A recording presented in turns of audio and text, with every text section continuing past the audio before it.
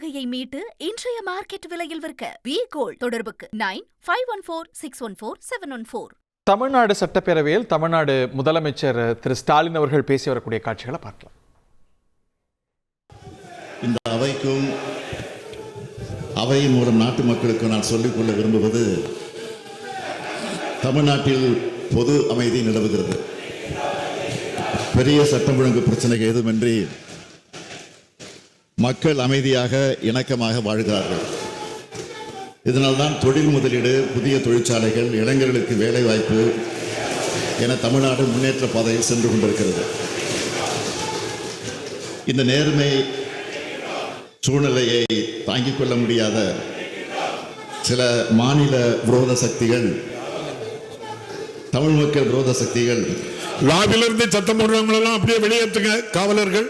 அங்கொன்று இங்கொன்றுமாக நடக்கக்கூடிய கொலை, கொள்ளை போன்ற ஒரு சில நிகழ்வுகளை ஊதி பெரிதாக்கி மக்களை பீதியில் வைக்க இரவு பகலாக மக்களின் பாதுகாப்பிற்காக உழைத்துக் கொண்டிருக்கக்கூடிய நம்முடைய தமிழ்நாட்டு காவல்துறைக்கு இழுக்கு ஏற்படுத்த திட்டமிட்டிருக்கிறார்கள்.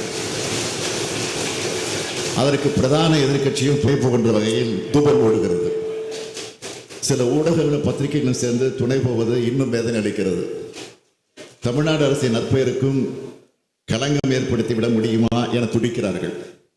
அதிமுக ஆட்சியில் எத்தகைய கலவரங்கள் நடைபெற்று என்பது அனைவருக்கும் தெரியும். அதுபோன்ற எந்த கலவரமும் இந்த ஆட்சியில் இல்லை. குற்றங்களின் எண்ணிக்கை இந்த ஆட்சியில் குறைந்து வருகிறது. புகார்களின் மீது உடனுக்குடன் நடவடிக்கை எடுக்கப்பட்டு வழக்கு போடப்படுகிறது. வழக்குகள் கண்டுபிடிக்கப்படுகின்றன. எந்த கட்சியை சார்ந்தவராக இருந்தாலும், ஆளுங்கட்சி சேர்ந்தவர்கள் இருந்தாலும் அவர் மீது வழக்கு போடப்படுகிறது, தண்டிக்கப்படுகிறார்கள், கைது செய்யப்படுகிறார்கள். இதுதான் உண்மை.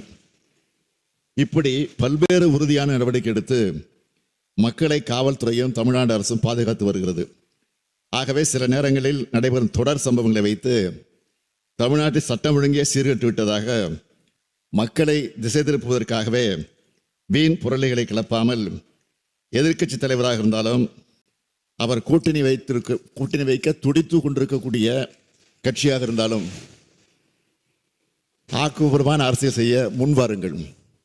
தமிழ்நாட்டில் கடந்த 10 ஆண்டுகளில் உங்களுடைய அம்மையார் அவர்கள் ஆட்சியிலும் சரி, தற்போது எதிர்க்கட்சி தலைவரை முந்தைய ஆட்சியிலும் சரி, இப்போது எங்கள் ஆட்சியிலும் நடைபெறும் குற்ற சம்பவங்கள் தரவுகளை வைத்துத்தான் காவல்துறையினுடைய செயல்பாட்டை அளவிட முடியும் என்பதை இந்த நேரத்தில் தெரிவித்து, குறிப்பிட்ட சில சம்பவங்களை வைத்து சட்டம் ஒழுங்கு குறித்த தவறான பிம்பத்தை உருவாக்க வேண்டாம் என இந்த தருணத்தில் ஊடகங்களையும் நான் அன்போடு கேட்டுக்கொள்ள விரும்புகிறேன்.